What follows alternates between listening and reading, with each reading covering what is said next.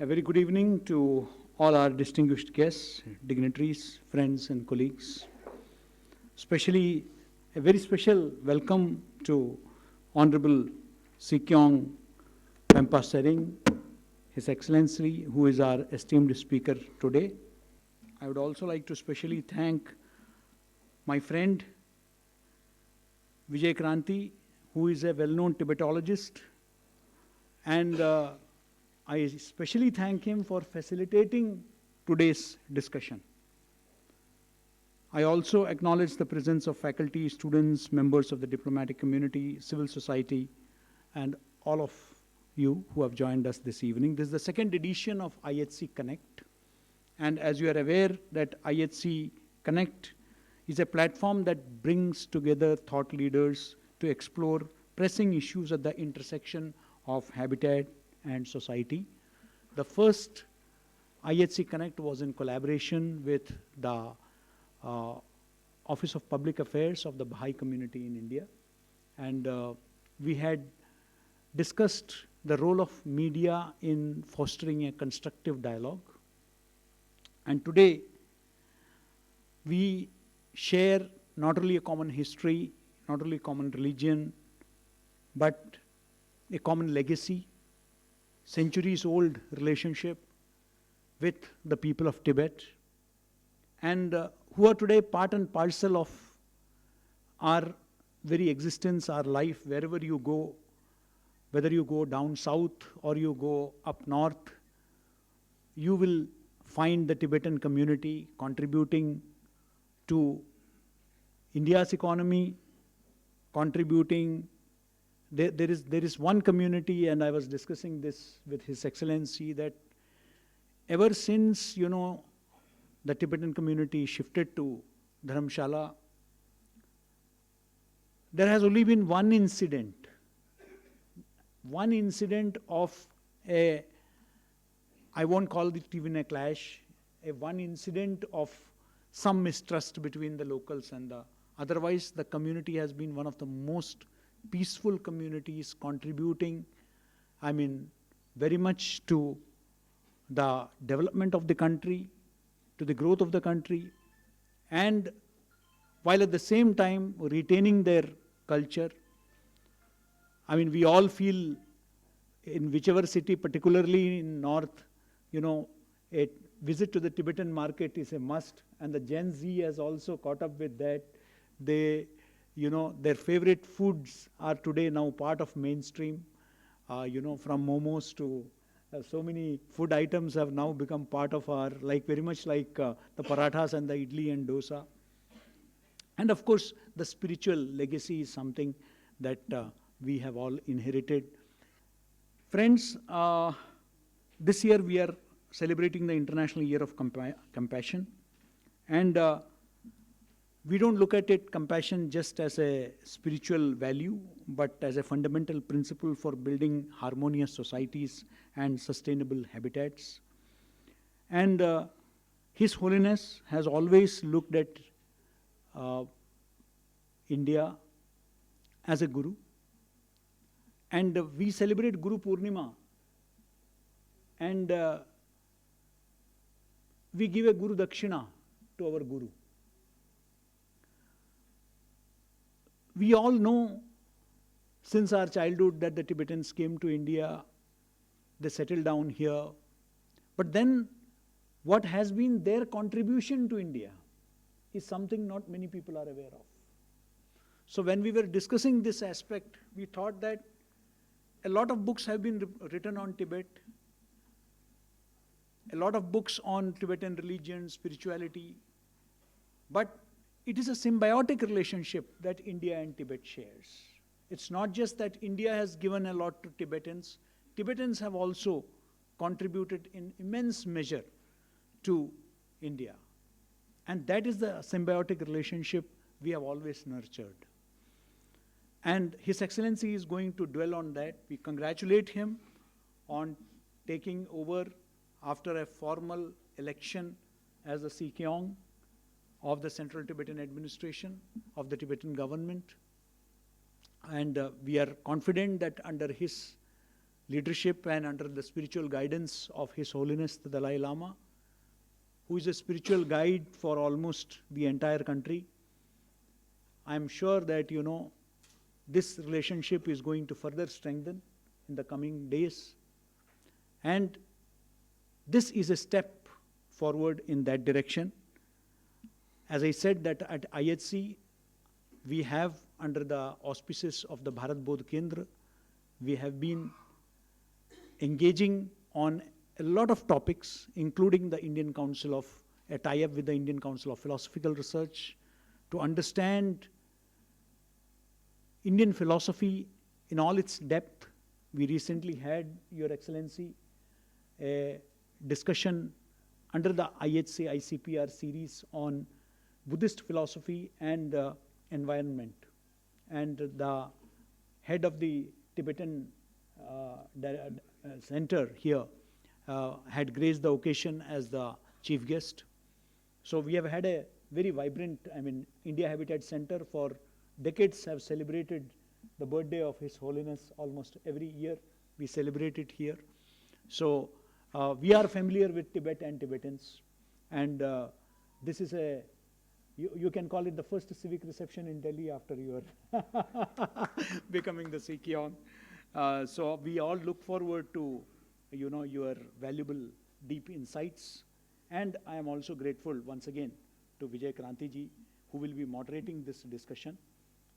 And I now request Vijay Kranti ji to take the discussion forward. Thank you so much. Thank you, Suresh, for your kind words. Your Excellency Sikyong Penpa Tsering ji, and my many friends in the audience, thank you very much for being with us and coming to this this evening. My job, a good part of it, has Professor Suresh, KG Suresh has already done. And what I will talk about, the other part, is because I am as a journalist, my association with Tibet and the people of Tibet is since 1972, when I first interviewed His Holiness Dalai Lama for a news story. And since then, I was hooked, fell in love, not only with His Holiness, but with the people with whom he represents.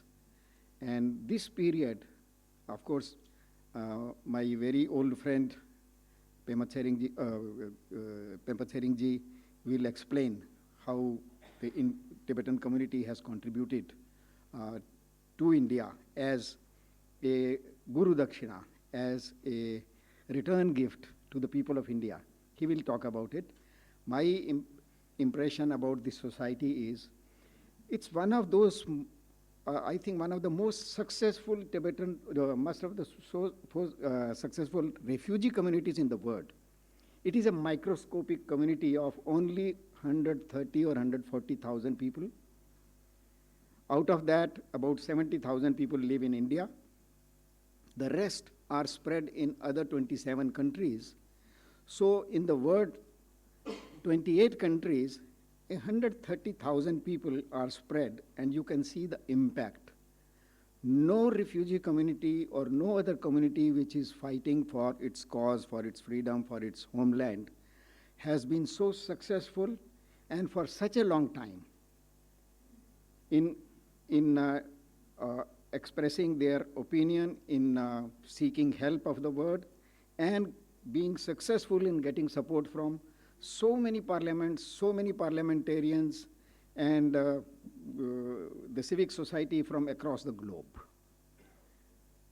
So that, I think, is, in that sense, it's unique, that a society which has a leader whom they follow, whom they obey, and a leader who has vision, who could just, when he arrived, there were 80,000 Tibetan refugees who followed him, and unfortunately, they were the most hopeless, most helpless people. They had lost their home, they had lost their homeland, they had lost their property. Many of them had lost their family members, and they were in a society which was nowhere what you call in tune with the life they have been living, the temperature here, the other hostile situations like many diseases they were never exposed to.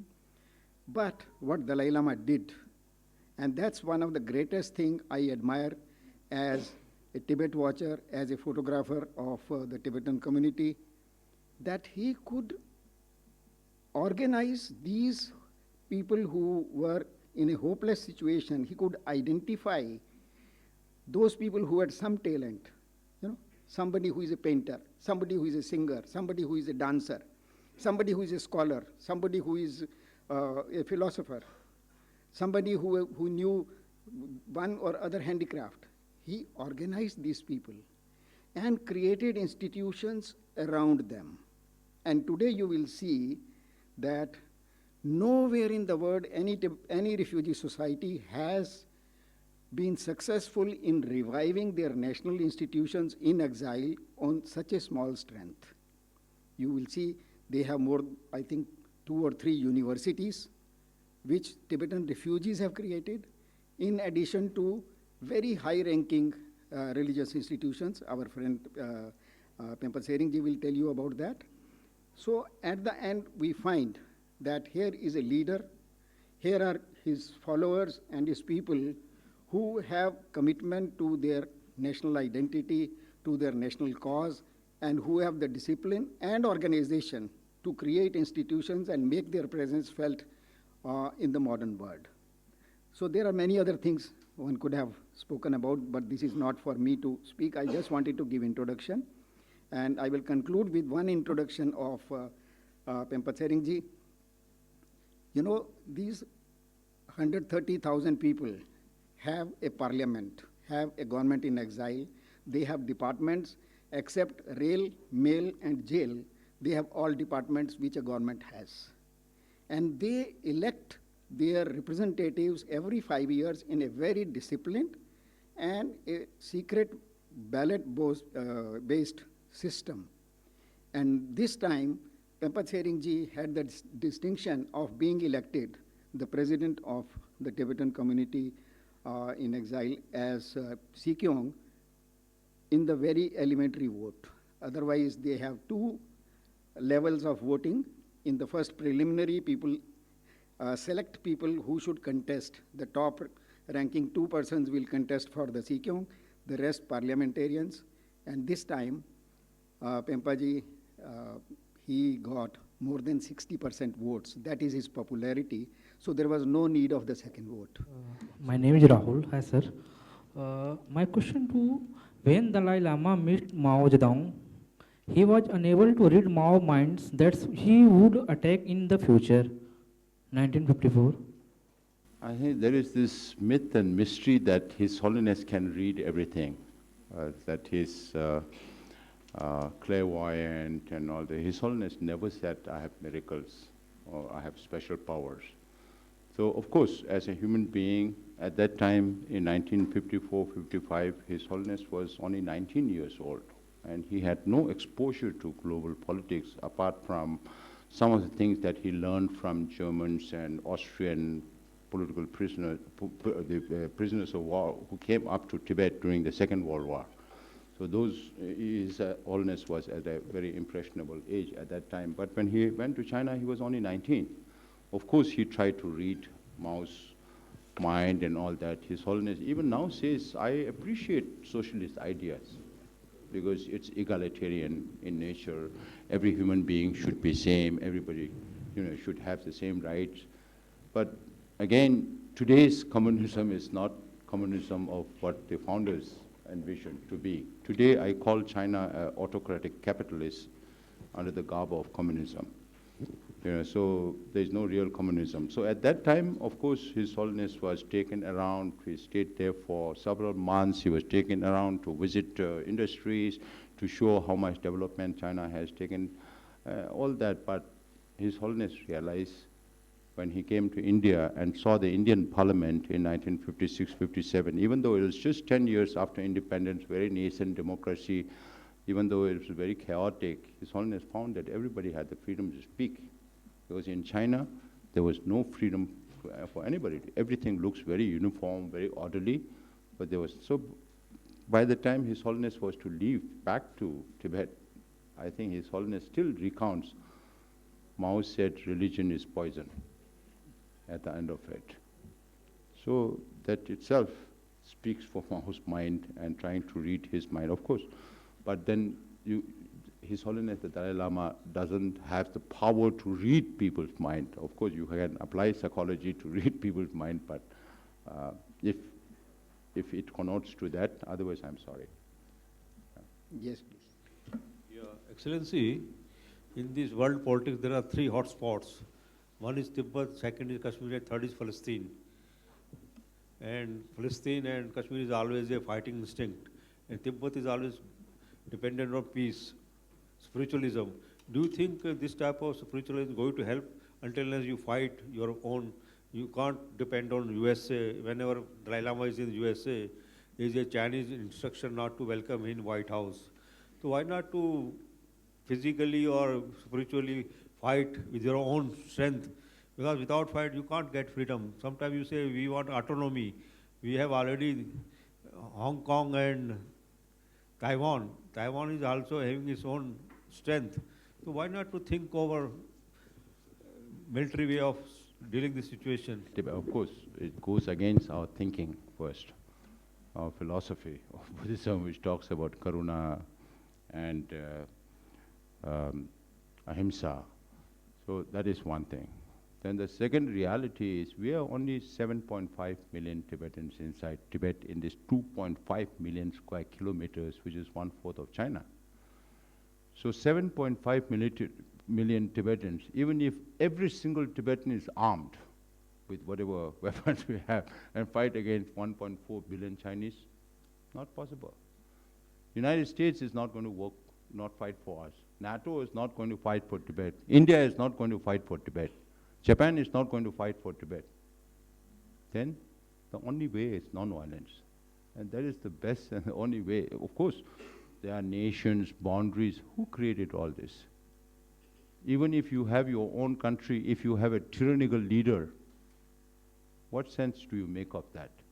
It's not a matter of who rules, but the quality of rule. So at least in some of the cases, you are under democratic countries where you have more liberty to express yourself. Today in Tibet, you can't even say, long live His Holiness the Dalai Lama. You can't have a picture of His Holiness Dalai Lama. Now I was told they have scanners to find out whether people are carrying pictures of His Holiness or not. I don't know how they come out with such technology to do that in your baggage. So your iris scans, your blood, everything is being collected by the government. And you have multiple CCTVs that now it makes it very easy for facial recognition. So they use all kind of technologies to control people, and the level of espionage, anti-espionage, maybe you can compare that with SS of East Germany, where the father spies on the mother and the kids spy on parents, parents spy on kids. It's maybe not to that extent, but then everybody is fearful of opening up on your political positions because you could be arrested and the others could report you to the authorities. So the level of control is making it almost impossible to do anything. We witnessed 157 self-immolations from 2009 to 2022. Most of them between the age of 17 to 35. They've never witnessed independent Tibet. They've never witnessed 10 long years of cultural revolution, the destructions before that. But they see only what the Chinese government is doing to Tibet and Tibetans today, and are driven to this level of desperation to burn themselves to death. It's not like Tibetans cannot kill some Chinese. They can. I talked about the extent of Tibetan empire between 7th to 9th century. Tibetans, we say the origin of Tibetan also came from the Bodhisattva Avalokiteshvara in the form of a monkey and a mountain ogress. So Tibetans are violent people, red in the face, violent people. But His Holiness always dissuaded the Tibetans from taking up violence. His Holiness always said, if you take up violence, then I'm not going to be responsible for the cause of Tibet. That restrains the Tibetans from doing certain things. And I think it's to our advantage. If we take up violence, then tomorrow China will brand us as terrorists. Right? Even with the ethnic unity law that they passed, there are some elements of transnational jurisdiction in that law. So if anybody opposes the ethnic unity law, Interpol could be behind you. You never know. So these are the situations that we are talking about. It's not easy to, fight violently, even not practical. It goes against our philosophy. So non-violence is the best means. Good evening. Thank you very much, Honorable Sikyong, Professor Surashi. Thank you very much, and my friend Vijan Krantiji. Thank you for inviting me for this very impressive discussion. I don't have really a question. I just would like to say something from the position of the ambassador of the Czech Republic, former Czechoslovakia, and you know all that we were in very similar position under the communist rules without no freedom. It was from those times, it was from the Soviet Union, not China, but it was very similar. And I just would like to say that that will come time when Tibet will be free. Because we wouldn't believe that the freedom will come, and now we are part of European Union, and we are a free country, and in our problems all over the world, this is kind of miracle. So it will come, but I would like also to say one thing. What I understood from your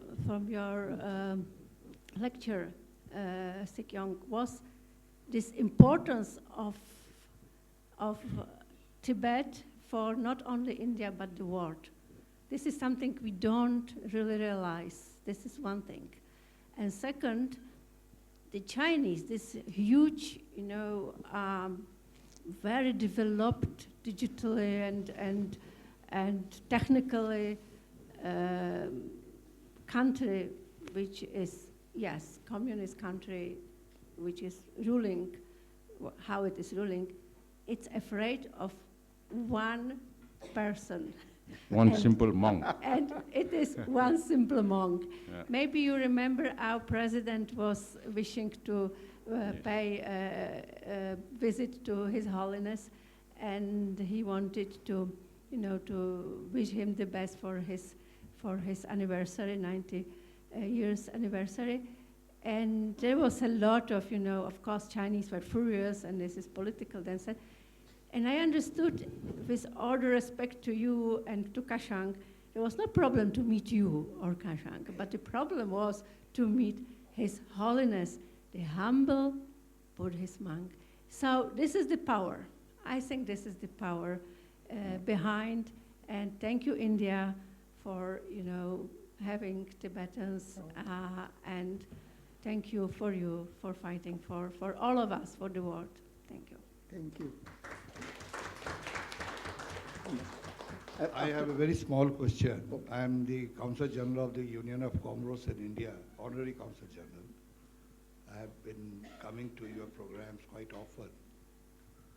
I heard you say that the Chinese have decided to name the next Dalai Lama.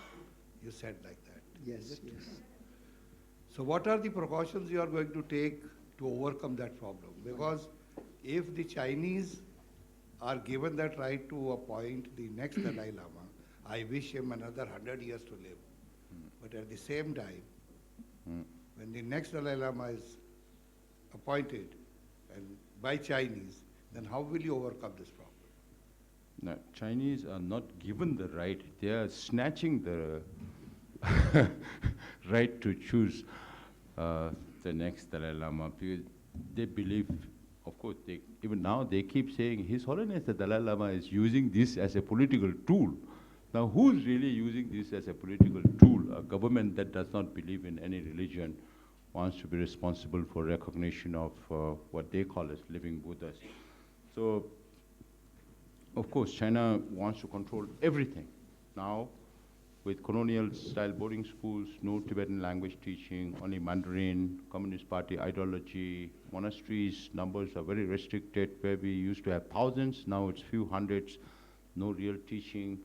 So a whole lot of things are happening, and Chinese know that if they can control the next Dalai Lama, then they can control the people of Tibet.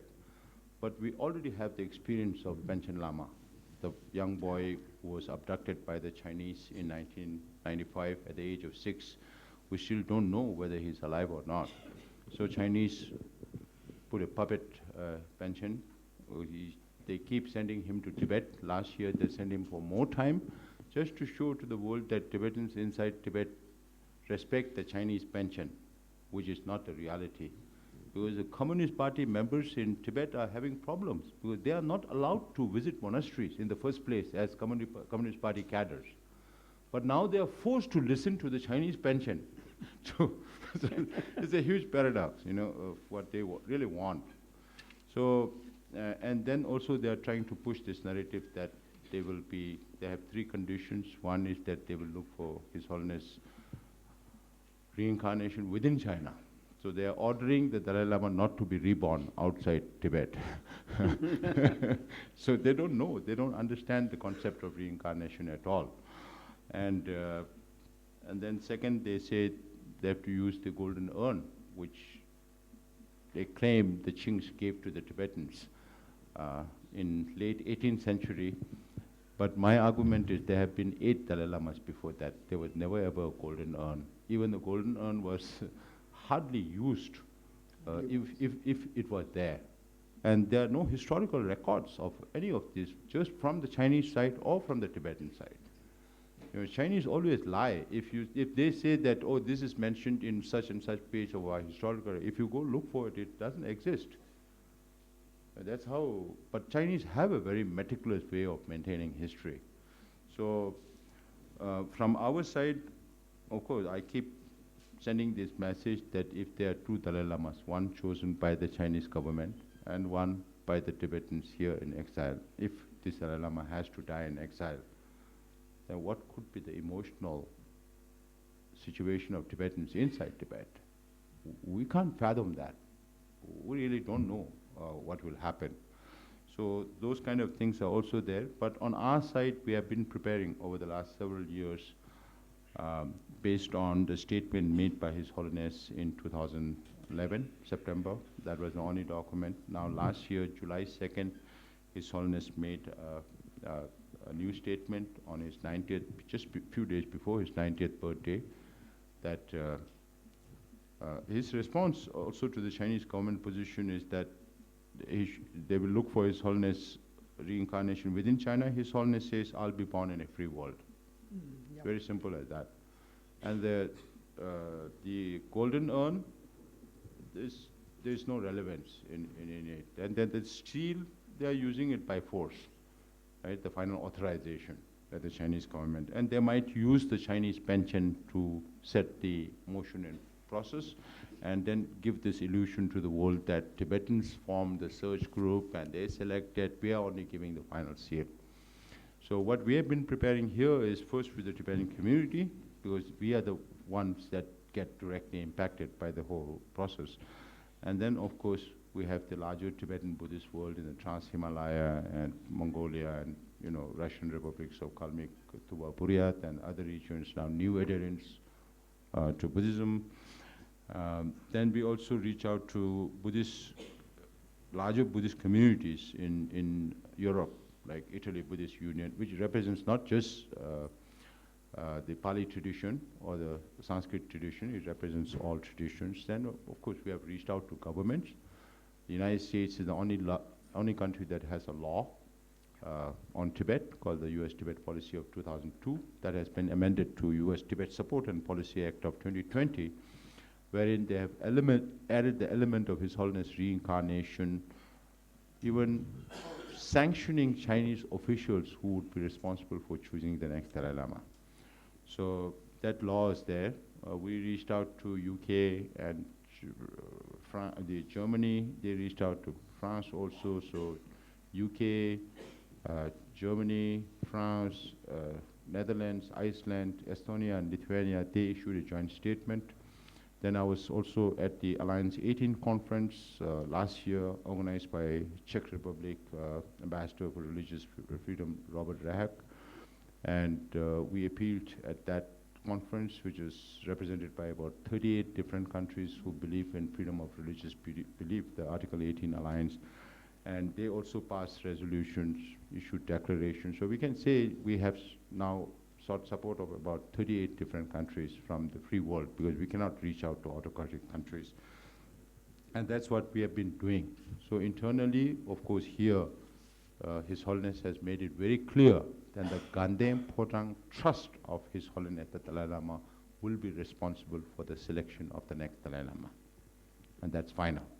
And there won't be new statements coming from the private office from now and then, you know.